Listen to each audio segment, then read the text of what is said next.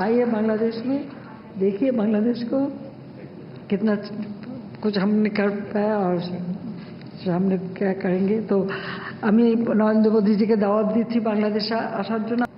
আমি prime minister Narendra মোদীকে দাওয়াত দিচ্ছি বাংলাদেশে আসার জন্য। I am inviting Honorable Prime Minister Shri Narendra Modi to visit Bangladesh.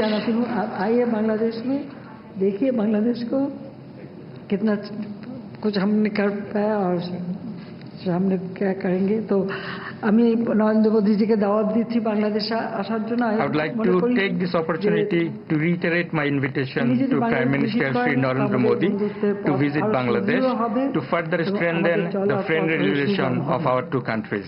আমি আবারও আন্তরিক ধন্যবাদ জানাই।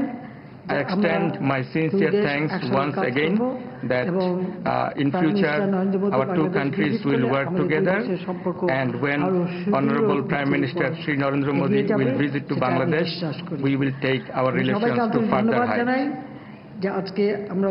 Extending my heartfelt thanks to all of you.